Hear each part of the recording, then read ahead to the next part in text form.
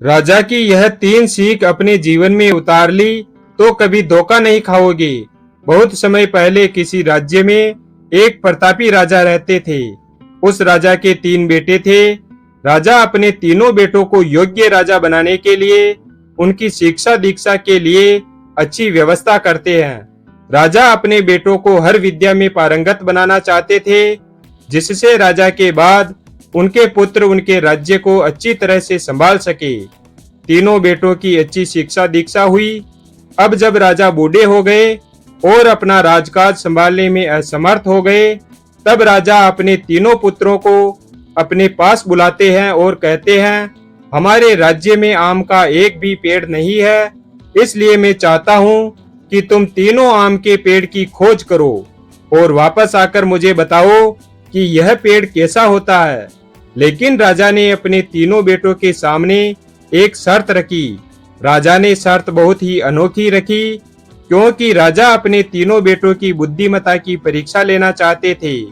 इसलिए शर्त के अनुसार तीनों बेटों को अलग अलग और 4-4 माह के अंतराल में जाने के लिए कहा और इसके बाद एक साथ आकर इस प्रश्न का उत्तर देने को कहा।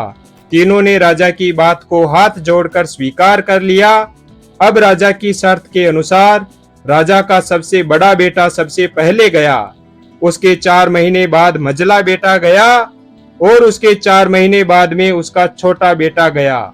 राजा के सभी लड़के बहुत दिनों तक इधर उधर घूमने के बाद अपनी अपनी खोज के साथ अपने राज्य में, अपने राजमहल में वापस आ जाते हैं।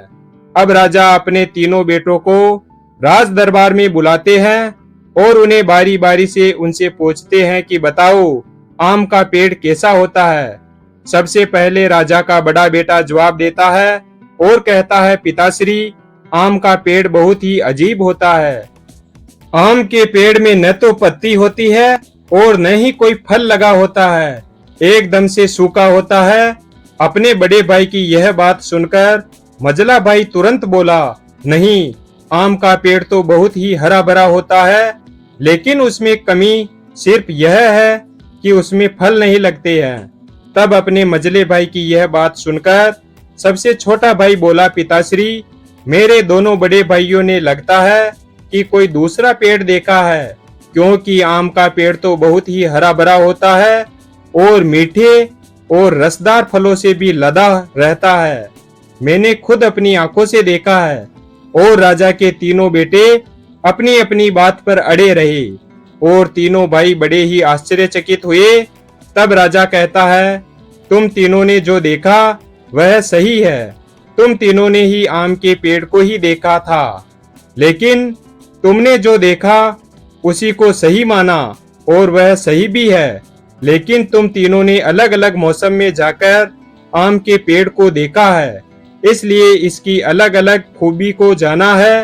राजा की यह बात सुनकर तीनों बेटे अपने पिताश्री की तरफ चुपचाप होकर देखने लगते हैं। तब राजा उन तीनों लड़कों को कुछ महत्वपूर्ण बातें बताते हैं।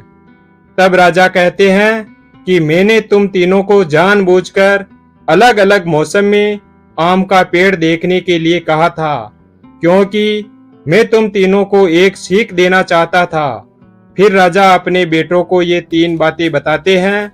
नंबर 1, किसी भी चीज को एक बार देखकर या जांच करने के बाद सही जानकारी पूरी तरीके से नहीं हो पाती है। नंबर 2, किसी भी व्यक्ति की या फिर वस्तु की पूरी जानकारी के लिए लंबे समय तक उसका सही ढंग से अवलोकन करना पड़ता है। नंबर 3, किसी के बारे में जल्दबाजी से कोई भी फैसला नहीं करना चाहिए।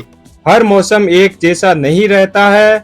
आम के पेड़ पर भी मौसम का प्रभाव देखने को मिलता है, इसलिए वह भी कभी मौसम के मार की वजह से सूख जाता है तो कभी हरा भरा रहता है और कभी फलों से लदा रहता है। इसी तरह से हम लोगों का जीवन भी होता है। जीवन में कभी उतार तो कभी चढ़ाव, कभी सुख तो कभी दुख आता जाता रहता है।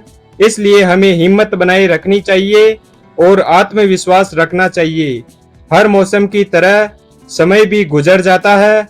हमें किसी भी विवाद में तब तक नहीं पड़ना चाहिए जब तक कि हमें दोनों पहलुओं की पूरी जानकारी न हो जाए।